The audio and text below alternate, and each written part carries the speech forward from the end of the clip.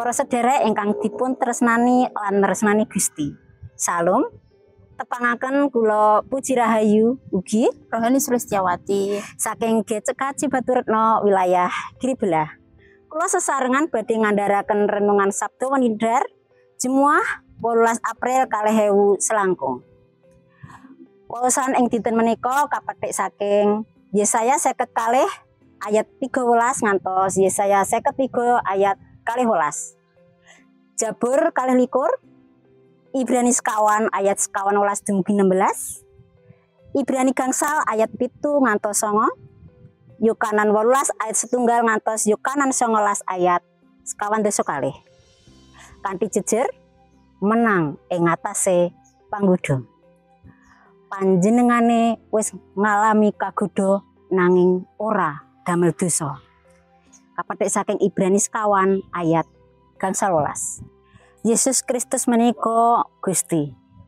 Menawi mekaten, menapa Gusti saged kagodha? Ibrani sekawan ayat gangsal 12 ngendikaaken.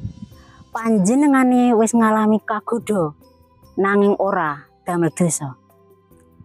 Pancen kasunyatanipun ing kitab suci nelakaken bilih Gusti Yesus menika kagodha. Lajeng kagem menapa Gusti Yesus dipun godha? Supados nyata bilih Gusti Yesus menika saestu Allah lan saestu manungsa. Ing kamanungsanipun badhe mratelakaken bilih panjenenganipun ugi manungsa limrah ingkang saged ngraosaken karingkian-karingkian kita. Tembung panggodha ing basa Yunani ateges ugi ujian. Ujian ingkang dipun alami menika dados sarana nelakaken bilih panjenengane tansah tuhu setya dumateng Sang Rama nalika wonten ing kawontenan ingkang rumpil. Nalika ngalami panggodha kaping 3 ing ora-ora samun, boten ateges panjenengane boten ngraosaken panjurung secara kamanungsan.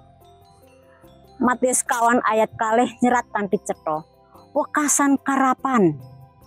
Gusti Yesus kerapan. Ananging boten kersa dipun kendelaken dening raos kerapan menika.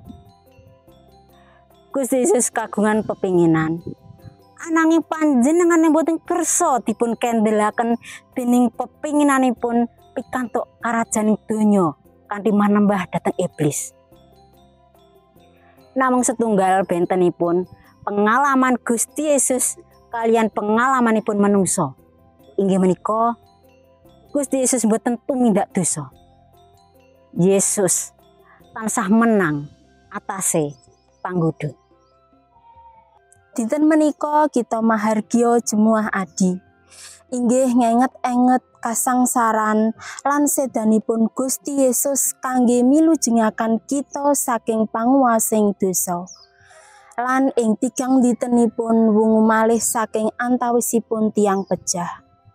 Menawi kita nembe ngalami pacoben, panggodha utawi ujian, kita kedah enget bilih Gusti Yesus ugi nate kagodha lan boten kawon dening panggodha. Nalika kita ngraosaken panjurung kangge nindakaken tumindak miturut pepinginan kamanungsan, kita kedah enget bilih Gusti Yesus ugi nate ngraosaken panjurung menika. Ananging Gusti Yesus menang ing atase panggodha.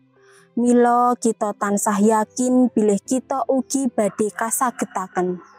Sumangga kita tansah ngandelaken Gusti Yesus ing saklebeting gesang kita. Gusti tansah berkahi kita sami. Amin.